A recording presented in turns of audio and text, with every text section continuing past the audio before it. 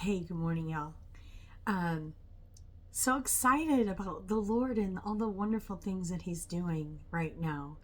For those that are chosen, we know that we win the war, that God wins, and He's such a righteous God. Let's get started today with Ezekiel 34. We're to count it all joy when those come against us in the name of Christ. And I am counting it joy today for all the spiritual warfare and for all of those that are out there in spiritual warfare. Know that God is making our path straight and He's making a way for us to be successful in the days to come. And I say this in Yeshua's name. A prophecy against Israel's shepherds. This is Ezekiel 34. Then the word of the Lord came to me, saying, Son of man, prophesy against the shepherds of Israel. Prophesy and tell them that this is what the Lord God says. Woe to the shepherds of Israel, who only feed themselves. Should not the shepherds feed their flock? You eat the fat, wear the wool, and butcher the fattened sheep, but you do not feed the flock. You have not strengthened the weak, healed the sick, or bound up the injured, brought back the strays, or searched for the lost. Instead, you have ruled them with violence and cruelty. They were scattered for lack of a shepherd. And when they were scattered, they became food for all the wild beasts. My flock went astray on all the mountains and on every high hill. They were scattered over the face of the earth with no one to search for them and seek them out. Therefore, you shepherds, hear the word of the Lord. As surely as I live, declares the Lord God, because my flock lacks a shepherd and has become prey and food for every wild beast, and because my shepherds did not search for my flock, but fed themselves instead. Therefore, you shepherds, hear the word of the Lord.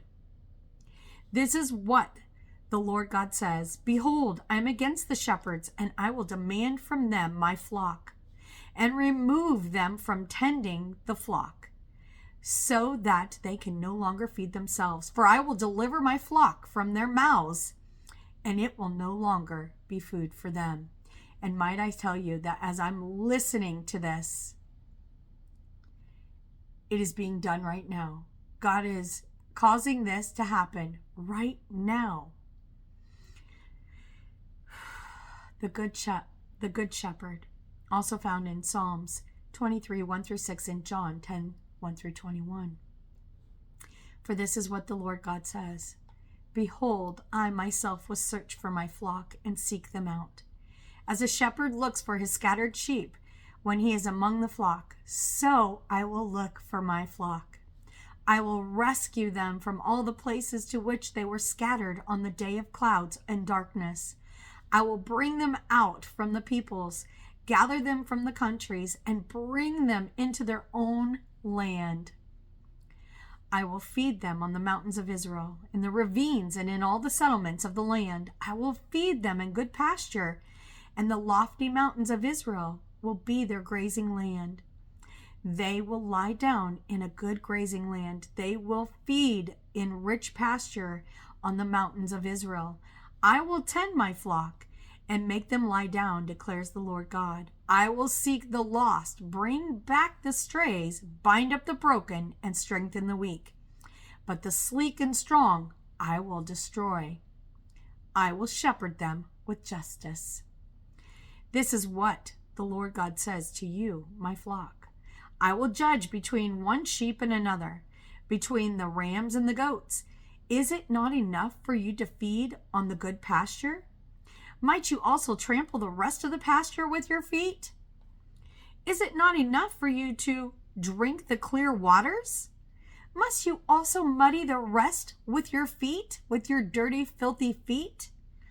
Why must my flock feed on what your feet have trampled and drink what your feet have muddied? Therefore, this is what the Lord God says to them. Behold, I myself will judge between the fat sheep and the lean sheep. Since you shove with flank and shoulder, butting all the weak ones with your horns until you have scattered them abroad, I will save my flock, and they will no longer be prey. I will judge between one sheep and another. I will appoint over them one shepherd, my servant David, and he will feed them. He will feed them and be their shepherd. I, the Lord, will be their God, and my servant David will be a prince among them. I, the Lord, have spoken. The covenant of peace. I will make with them a covenant of peace and rid the land of wild animals, so that they may dwell securely in the wilderness and sleep in the forest. I will make them and the places around my hill a blessing. I will send down showers in a season, showers of blessings. The trees of the field will give their fruit, and the land will yield its produce. My flock will be secure in their land. Then they will know that I am the Lord, when I have broken the bars of their yoke and delivered them from the hands that have enslaved them. They will no longer be prey for the nations, and the beasts of the earth will not consume them. They will dwell securely, and no one will frighten them. And I will raise up from a garden of renown, and they will no longer be victims of famine in the land, or bear the scorn of the nations. Then they will know that I, the Lord their God, am with them, and that they, the house of Israel, are my people, declares the Lord God. You are my flock, the sheep of my pasture, my people, and I am your God, declares the Lord God. Psalms 23, 1-6. The Lord is my shepherd, I shall not want. He makes me to lie down in green pastures. He leads me beside quiet waters. He restores my soul. He guides me in the paths of righteousness for the sake of his name. Even though I walk through the valley of the shadow of death, I will fear no evil, for you are with me, O Lord. Your rod and your staff, they comfort me. You prepare a table before me in the presence of my enemies. You anoint my head with oil. My cup overflows. Surely goodness and mercy will follow me all the days of my life, and I will dwell in the house of the Lord forever. God is so good. John 10, 1-21. Truly, truly, I tell you, whoever does not enter the sheepfold by the gate, but climbs in some other way, is a thief and a robber. But the one who enters by the gate is the shepherd of the sheep. The gatekeeper opens the gate for him, and the sheep listen for his voice. He calls his own sheep by name and leads them out. And when he has brought out all his own, he goes on ahead of them, and his sheep follow him because they know his voice. But they will never follow a stranger. In fact, they will flee from him because they do not recognize his voice. Yeshua spoke to them using this illustration, but they did not understand what he was telling them. So he said to them again, truly, truly, I tell you, I am the gatekeeper for the sheep. All who came before me were thieves and robbers, but the sheep did not listen to them. I am the gate. If anyone enters through me, he will be saved.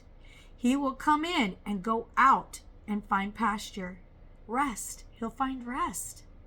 The thief comes only to kill, steal, and destroy. I have come that they may have life and have it in all of its fullness. I am the good shepherd. The good shepherd lays down his life for his sheep. The hired hand is not the shepherd, and the sheep are not his own. When he sees the wolf coming, he abandons the sheep and runs away. Then the wolf pounces on them and scatters the flock. The man runs away because he is a hired servant and is unconcerned for the sheep. I am the good shepherd. I know my sheep, and my sheep know me. Just as the Father knows me, and I know the Father, and I lay down my life for the sheep. I have other sheep that are not of this fold. I must bring them in as well, and they will listen to my voice. Then there will be one flock and one shepherd. The reason the Father loves me is that I laid down my life in order to take it up again. No one takes it from me, but I lay down on my own accord. I have authority to lay it down and authority to take it up again. This charge I have received from my Father. And so says Yeshua. I pray you go forth and that you would lean in to the Lord and understand He is searching for His children right now. He's going out to find the scattered flock. And I say this in Yeshua's name.